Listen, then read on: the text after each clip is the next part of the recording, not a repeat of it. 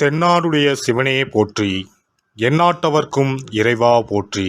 அனைத்து தமிழ் உள்ளங்களுக்கும் கனிவான வணக்கங்கள். நிகழும் ஸ்ரீ மங்களகரமான சோபகிருது ஆண்டு மாசி மாதம் 18ஆம் தேதி வெள்ளிக்கிழமை அன்று பஞ்சமி திதியில் சுவாதி நட்சத்திரத்தில் துருவ நாமயோகத்தில் தைத்தூலம் காரணத்தினில் அமிர்தயோகம் கூடிய நன்னாளில் இந்த சீர்மிகு மார்ச் மாதம் பிறக்கிறது.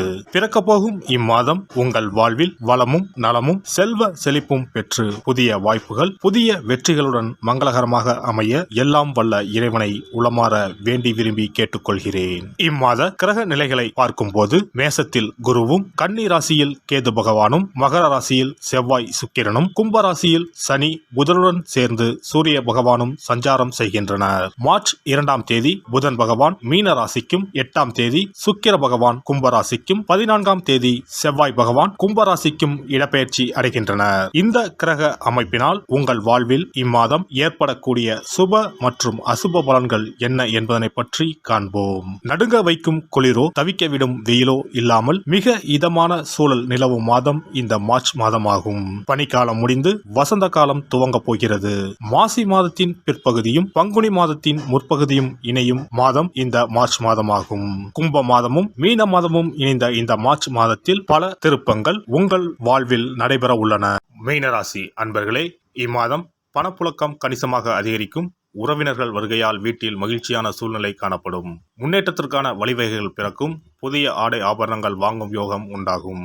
பிரிந்திருந்த கணவன் மனைவி ஒன்று சேருவார்கள். சிலருக்கு குழந்தை பாக்கியம் கிடைக்கும். மாத பிற்பகுதியில் சிலருக்கு புது வீடு வாகனம் வாங்கும் யோகம் உண்டாகும். நவீன ரக மின்சார மின்னணு சாதனங்கள் வாங்குவீர்கள். பிள்ளைகள் வழியில் பெருமைப்படத்தக்க செய்திகளை கேட்பீர்கள். திருமண முயற்சிகள் சாதகமாக முடியும். மகளுக்கு நல்ல இடத்தில் வரன் அமையும். ஆனால் சூரியன் சாதகமாக இல்லாததால் குடும்பத்தில் தந்தை வழியில் அவ்வப்போது சிறு சிறு சங்கடங்கள் ஏற்படக்கூடும். மாத பிற்பகுதியில் உறவினர்களால் குடும்பத்தில் பிரச்சனைகள் ஏற்படக்கூடும் என்பதால் உறவினர்களிடம் பேசும்போது பொறுமையை கடைபிடிக்கவும். குடும்ப விஷயங்களில் அவர்களின் தலையீட்டை அனுமதிக்க வேண்டாம். அதன் மூலம் தேவையற்ற பிரச்சனைகள் ஏற்படாமல் தவிர்த்து விடுங்கள். அலுவலகத்தில் பணிச்சுமை அதிகரிக்கும். சிலருக்கு பதவி மாற்றமும் இடமாற்றமும் ஏற்படக்கூடும். அலுவலகத்தில் உயர் அதிகாரிகளிடம் பேசும்போது பொறுமையை கடைபிடிக்கவும். தொழில் மற்றும் வியாபாரத்தில் லாபம் எதிர்பார்த்தபடியே இருக்கும். மறைமுக எதிரிகளால் பிரச்சனைகள் ஏற்படக்கூடும். வியாபாரத்தில் புதிய முயற்சிகள் எதுவும் இந்த மாதம் செய்ய வேண்டாம்.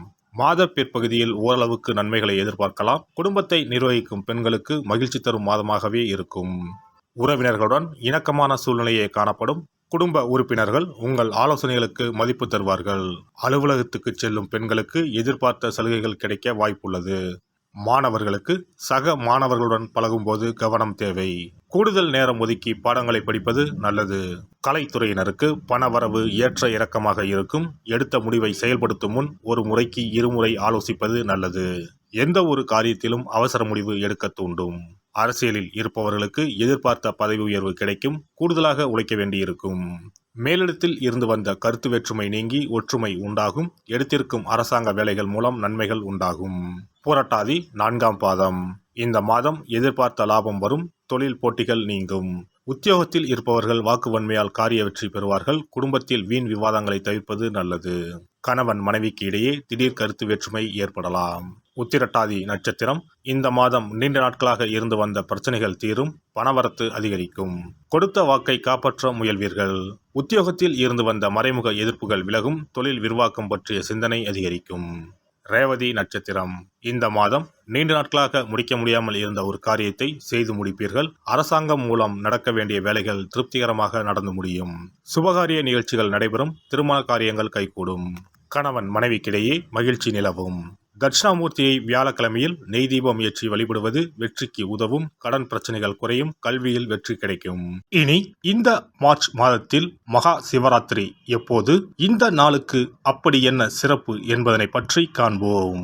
சிவபெருமானுக்கு எத்தனையோ திருநாமங்கள் உள்ளன. அவற்றில் மிக உயர்வானதாக சொல்லப்படுவது மகாதேவன் என்ற திருநாமம். மகாதேவன் என்றால் கடவுள்கள் அனைவருக்கும் மேலான கடவுள். கடவுள்களுக்கு எல்லாம் தலைவன் என்ற பொருள். சிவாய நம என சிந்திப்பவர்க்கு அபாயம் ஏற்படாது என்பார்கள். அப்படி கர்ம வினைகளில் இருந்தும் அனைத்து விதமான துன்பங்களில் இருந்தும் விடுபடுவதற்கு சிவனே கதி என சிவபெருமானை சரணடைவதற்கு ஏற்ற நாள் மகா சிவராத்திரி தினமாகும். மகா சிவராத்திரி நாளில் சிவபெருமானை முழு மனதுடன் உண்மையான பக்தியுடன் வழிபட்டால் நம்முடைய வேண்டுதல்கள் அனைத்தையும் சிவபெருமான் நிறைவேற்றி வைப்பார் என்பது ஐதீகம். கவலைகள் நீங்கி காரிய வெற்றியை தரக்கூடிய நாள் மகா சிவராத்திரி விரத நாளாகும். சிவபெருமானுக்கு உரிய அஷ்ட விரதங்களில் மிக முக்கியமானது மகா சிவராத்திரி விரதமாகும். சிவபெருமானின் அருளை பெறுவதற்குரிய மிக உன்னதமான புண்ணிய நாளாகும். ஒவ்வொரு மாதமும் தேய்பிறை சதுர்த்தசி திதியில் வருவதை மாத சிவராத்திரி என்றும், மாசி மாதம் தேய்பிறை சதுர்த்தசியில் வருவதை மகா சிவராத்திரி என்றும் கொண்டாடுகிறோம். நாடு முழுவதும் சிவ பக்தர்களால் கோலாகலமாக கொண்டாடப்படும் விழாக்களில் மகா சிவராத்திரி விழாவும் ஒன்று. இந்துக்களின் மிக முக்கியமான விரத நாட்களில் இதுவும் ஒன்று. முப்பெரும் தேவர்களில் ஒருவரான சிவபெருமானுக்குரிய ராத்திரியாக சிவராத்திரி கொண்டாடப்படுகிறது. இந்த ஆண்டு மகா சிவராத்திரி விழா மார்ச் 8ஆம் தேதி கொண்டாடப்பட உள்ளது. அன்று இரவு 8:20 மணிக்கு துவங்கி மார்ச் 9ஆம் தேதி மாலை 6 மணி வரை சதுர்த்தசி திதி உள்ளது. இதனால் மார்ச் 8ஆம் தேதி இரவு 8:30 மணிக்கு பிறகே சிவராத்திரி பூஜை துவங்க வேண்டும். சூரிய பகவான் கும்பராசியில் பயணம் செய்யும் மாசி மாதத்தில் தேய்பிறை சதுர்த்தி நாளில் முதல் நாள் மாலை துவங்கி அடுத்த நாள் காலை வரை சிவனுக்கு தொடர்ந்து 4 கால பூஜைகள் செய்யப்படும். சிவராத்திரி அன்று இரவு முழுவதும் கண் விழித்து சிவ வழிபாடு செய்து அபிஷேகம், ருத்ராபிஷேகம் செய்து சிவ மந்திரங்களை உச்சரித்து சிவனின் அருளை வேண்டி பிரார்த்தனை செய்ய வேண்டும்.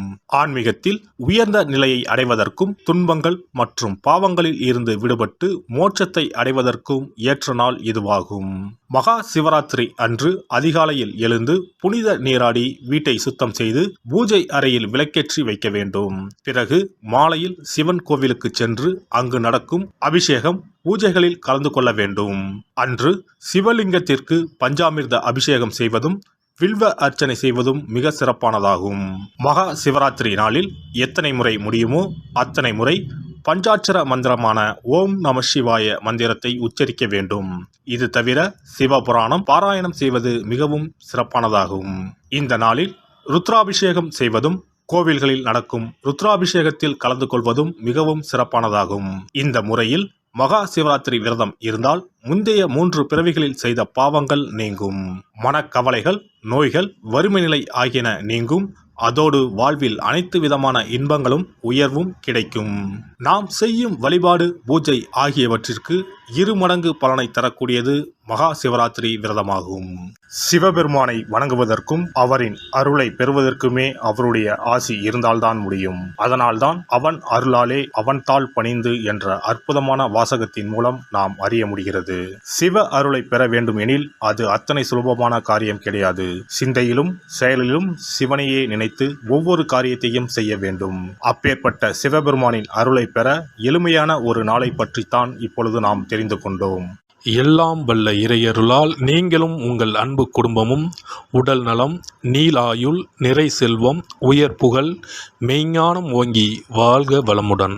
இந்த வீடியோ உங்களுக்கு பிடிச்சிருந்தா லைக் பண்ணுங்க, ஷேர் பண்ணுங்க அண்ட் சப்ஸ்கிரைப் பண்ணுங்க. பக்கத்துல இருக்க பெல் ஐகானை கிளிக் பண்ணுங்க. நன்றி, வணக்கம், வாழ்க வளமுடன்.